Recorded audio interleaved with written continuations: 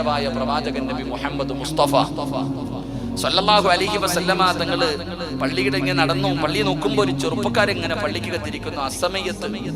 അസമയം എന്ന് പറഞ്ഞാൽ പാതിരാത്രി 12 മണിയല്ല, രാവിലെ നോക്കുമ്പോൾ 9 മണി 10 മണി സമയത്ത് ഒരു ചെറുപ്പക്കാരൻ ആള് പള്ളിക്ക് കത്തിരിക്കുന്നു. നബി സല്ലല്ലാഹു അലൈഹി വസല്ലമ തങ്ങൾ ചോദിച്ചു, എന്തേ ഈ സമയത്തിരിക്കുന്നത് നബിയേ? വലിയ കടവാ നബിയേ, സമ്പത്ത് മുഴുവനും കച്ചവടം മുഴുവനും തകർന്നുപോയി നബിയേ, ഒരുപാട് കടമായി, എനിക്ക് പേടിയാ നബിയേ, കടക്കാരനായിട്ടും മരണപ്പെട്ടു പോകുമോ എന്ന് ഞാൻ ഭയപ്പെടുന്നു നബിയെ, എനിക്ക് വേണ്ടി ഒന്ന് ദുആ ചെയ്യണം, എനിക്ക് എന്തെങ്കിലും ഒരു വഴി പറഞ്ഞു തരണം. പള്ളിക്കകത്തിരുന്നു കൊണ്ടൊരു സഹാബി പറയുമ്പോ മഹാനായ നബിയിനാ റസൂലുള്ളാഹി സ്വല്ലല്ലാഹു അലൈഹി വസല്ലമ തങ്ങൾ ദുആ ചെയ്തു. ആ സഹാബിക്ക് കടം മാറാനുള്ള വഴിയും പറഞ്ഞു കൊടുത്തു, കടക്കാരനായിട്ടും മരിക്കാതിരിക്കാനുള്ള വഴിയും പറഞ്ഞു കൊടുത്തു. അല്ലാഹു ഈമാൻ നൽകുമാറാകട്ടെ. രണ്ടും പറഞ്ഞു കൊടുത്തു. നമ്മളൊന്നും പഠിക്കുന്നില്ല.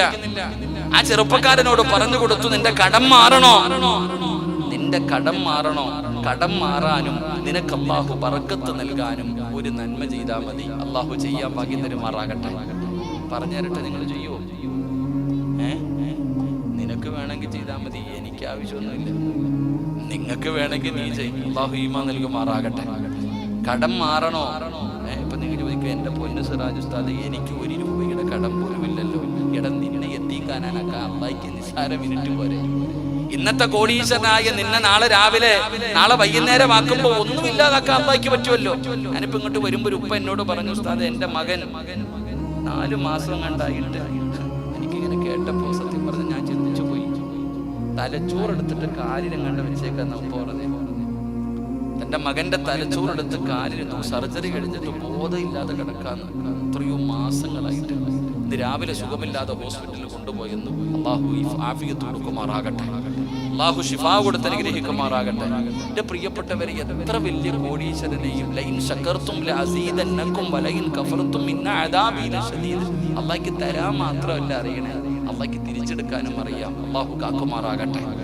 കടത്തിൽ നിന്ന് രക്ഷപ്പെടാനുള്ള വഴി നബി സല്ലല്ലാഹു അലൈഹി വസല്ലമ തങ്ങൾ പറഞ്ഞു തരുന്നു. പൈസ ചെലവില്ല, ഉറക്കു വഴിയുണ്ട, കഷ്ടപ്പാടില്ല, ഒരൊറ്റ നന്മ ചെയ്താൽ കടത്തിൽ നിന്ന് രക്ഷപ്പെടും. അല്ലാഹു ബറക്കത്ത് ചെയ്യുമെന്ന് നബിയിനാ റസൂലുള്ളാഹി. ഇനി പറ, വേണോ വേണ്ടേ? വേണോ വേണ്ടേ? വേണമെന്നുള്ളവരൊക്കെ കൈപൊക്കാൻ മതി. പറ, ബറക്കത്ത് ഓസിന് കിട്ടത്തില്ല. പൊക്കാത്ത നീ ഇരുന്നോ, നീ കൈപൊക്കിയിട്ട് തെണ്ടിയാ മതി. അല്ലാഹു കാക്കുമാറാകട്ടെ. ചിലര് പറയുന്ന, ഉസ്താദെ ഞാൻ പൊക്കത്തില്ല, ഞാൻ പിരിവെടുത്ത് ജീവിച്ചോളാം, പള്ളിയുടെ മുമ്പിൽ പോയിരുന്ന് ഞാൻ യാചിച്ച് ജീവിച്ചോളാം. ഉസ്താദ് പറഞ്ഞു, റമളാൻ ആയി കഴിഞ്ഞാൽ പല സ്ഥലങ്ങളിൽ നിന്ന് നാട്ടുകാർ ഇങ്ങോട്ട് വരും, പല നാടുകളിൽ. അല്ലാഹു കാക്കുമാറാകട്ടെ. ബറക്കത്ത് വേണോ? ഉറക്കപ്പറ വേണോ? ഉറക്കപ്പറ വേണോ? വേണം. മക്കൾക്ക് ബോധമുണ്ടടാ, വാപ്പായ്ക്ക് ബോധമില്ലടാ. അല്ലാഹു കൊടുക്കുമാറാകട്ടെ. കാരണം ഓനറിയാം, പഠിച്ചവരെ ഉസ്താദ്, ഞാനൊരു ഷവായി ചോദിച്ചാലും ഒരു ഷവർമ ചോദിച്ചാലും വലിയ പാടാ. കാരണം വാപ്പാടയില് പൈസ ഇല്ല, അത് കുട്ടികൾക്ക് മനസ്സിലായി. പക്ഷെ ഞാൻ പറഞ്ഞു വന്നത്, അല്ലാഹുവിന്റെ പരിശുദ്ധമായ ഖുർആൻ എവിടെന്ന് പറയുകയാണ്. അല്ലാഹുവിന്റെ വിശുദ്ധമായ ഖുർആൻ എവിടെന്ന് പറയുകയാ.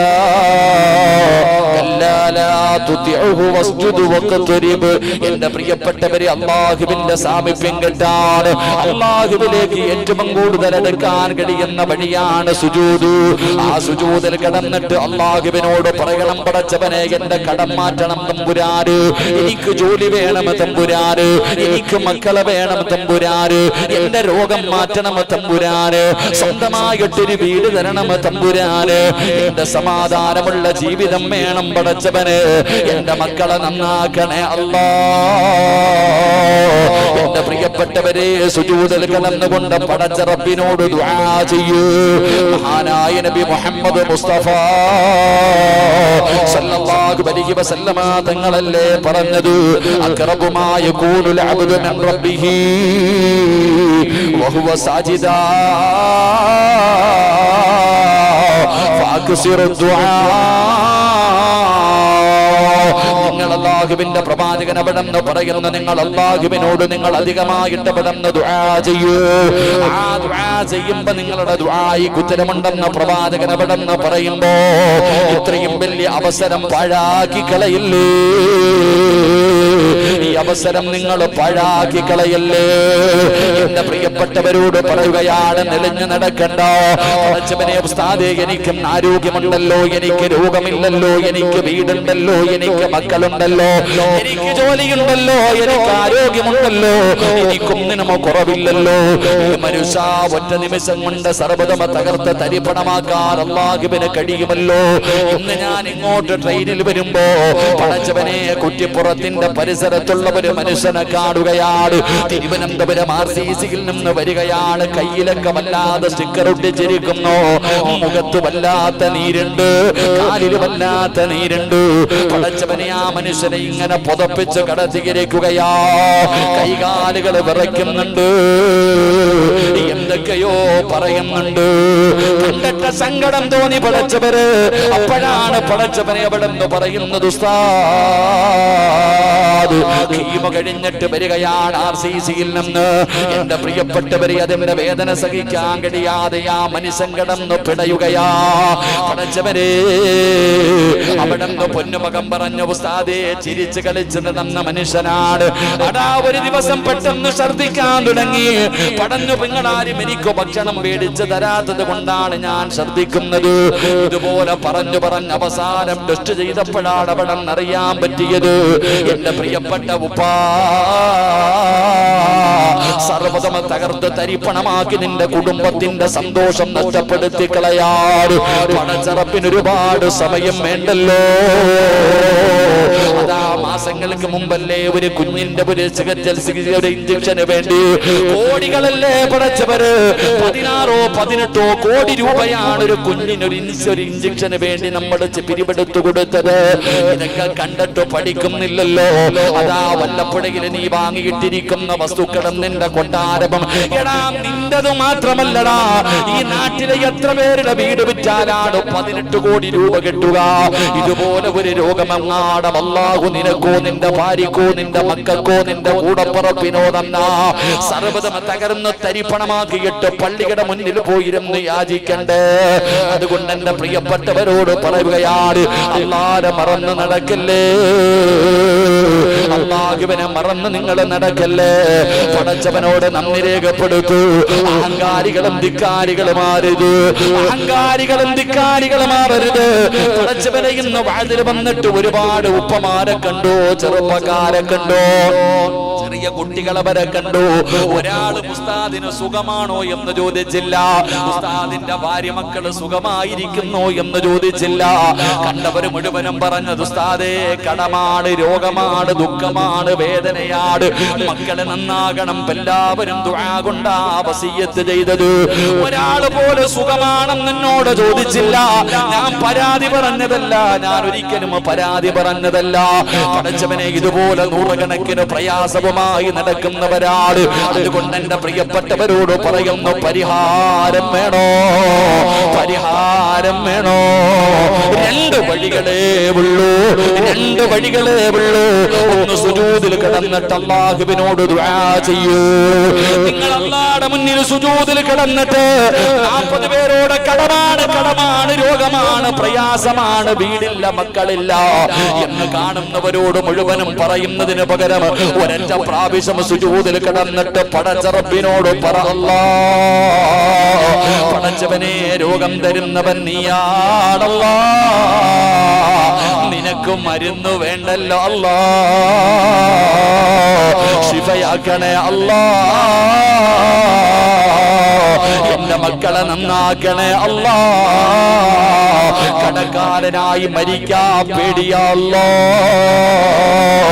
എന്റെ കടം വീട്ടാൻ ഒരു വഴി തുറന്നതാ അല്ലാ.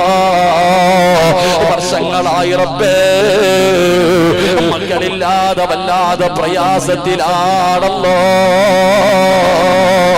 ശിവ തരണേ അല്ലാ. എന്റെ പ്രിയ പ്രിയപ്പെട്ടവരോട് പറയുന്നു, ഇന്നും എന്റെ ഒരു കുടുംബത്തില് എന്നെ വല്ലാതെ സ്നേഹിക്കുന്ന ഒരു സഹോദരിയാണ് പൊട്ടിക്കരയുകയാണ്. വണ്ടിയിൽ വരുമ്പോൾ ഉസ്താദേ ടെസ്റ്റിന് കൊടുത്തിരിക്കുകയാ, റിസൾട്ട് വരാ സമയമായി. ആ സഹോദരിയുടെ സംസാരം പുറത്ത് കേൾക്കുന്നില്ല, വല്ലാതെ കരയുകയാ. കാലിന് നീരുണ്ട് ഉസ്താദ്, കാലിന് നീരുണ്ട് ഉസ്താദ്, എന്റെ ശരീരം മുഴുവനും നീരാണ്, എന്റെ ക്രിയാറ്റിൻ ഇങ്ങനെ മാറിയിരിക്കുന്നു. കരളിന്റെ ടെസ്റ്റിനാണ് കൊടുത്തിരിക്കുന്നത്. ദുആ ചെയ്യണേ, ദുആ ചെയ്യണേ. എന്റെ പ്രിയപ്പെട്ടവരെ, ഞാൻ ആ സഹോദരിയോട് പറഞ്ഞു, ഒരിക്കലും നിങ്ങൾ കരയണ്ട. കാരണം സ്വദഖത്തു റദ്ദുൽ ബലാ, സദഖ വിപത്തുകളെ തട്ടിമാറ്റുമെന്ന് നബി മുഹമ്മദ് മുസ്തഫ സല്ലല്ലാഹു അലൈഹി വസല്ലമ തങ്ങൾ പറഞ്ഞിട്ടുണ്ടല്ലോ. നിങ്ങളും നിങ്ങളുടെ കുടുംബവും ഒരുപാട് സദഖ കൊടുക്കുന്നവരാ. ഒരിക്കലും പടച്ച റബ്ബ് നിങ്ങളെ കൈവിടൂല. എന്റെ പ്രിയപ്പെട്ടവരെ, പാവങ്ങൾക്കും യതീമീങ്ങൾക്കും പള്ളികൾക്കും മദ്രസകൾക്കും വേണ്ടി ചോദിക്കുമ്പോ പലർക്കും കൊടുക്കാൻ വല്ലാത്ത മടിയാ. സദഖ ചോദിക്കല്ലേ ഉസ്താദ്, പൈസ ചോദിക്കല്ലേ ഉസ്താദ്, ഞങ്ങൾ വരാ, പിരിവുണ്ടെങ്കിൽ ഞങ്ങൾ വരില്ല. എടുക്കുമ്പോ ഓടുപാട്, പിരിക്കാൻ സമയമാകുമ്പോ ഓടുപാട്. എവിടെ ഓടാനാണ് മനുഷ്യ? നാളെ നിനക്ക് വേണ്ടിയും ഇതുപോലെ പിരിവെടുക്കണ്ട വന്നാ നീ എവിടെ ഓടാരാ? അതുകൊണ്ട് അല്ലാഹുവിന്റെ റസൂലല്ലേ പറഞ്ഞത്, സഹാബാ, അല്ലാഹുവിന് ചില അടിമകളുണ്ട് സഹാബാ. അവർ ഹോസ്പിറ്റലിൽ പോയിട്ട് ചികിത്സിക്കുന്നവരല്ല, അവർ ലക്ഷങ്ങൾ കൊടുത്ത് ചികിത്സിക്കുന്നവരല്ല, അവർ മരുന്ന് കടിച്ചിട്ട് ചികിത്സിക്കുന്നവരല്ല. അല്ലാഹുവിന്റെ റസൂൽ പറഞ്ഞു, സ്വഹാബാ,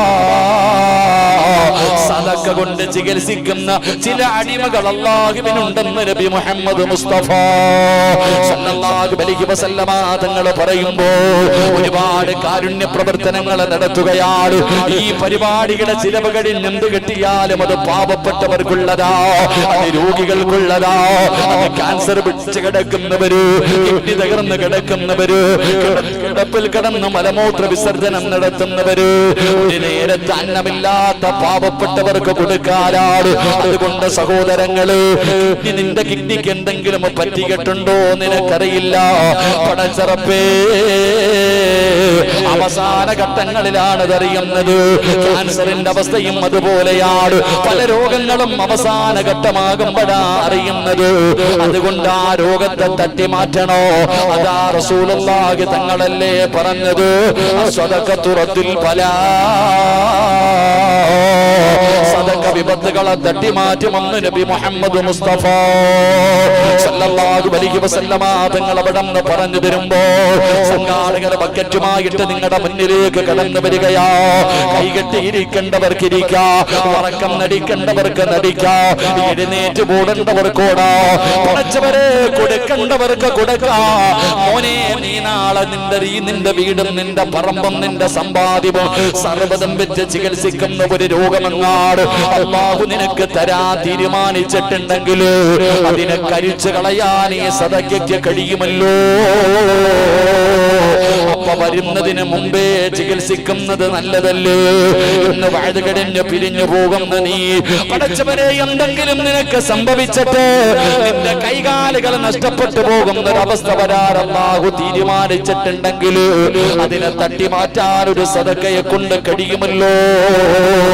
പെങ്ങളെ, ബാത്റൂമിന്റെ അകത്ത് കയറുമ്പോ ഒന്ന് കാല് തെറ്റി താഴെ വീണാ മതി പെങ്ങളെ, സർവ്വതും തീർന്നു പൊന്നുമോള്.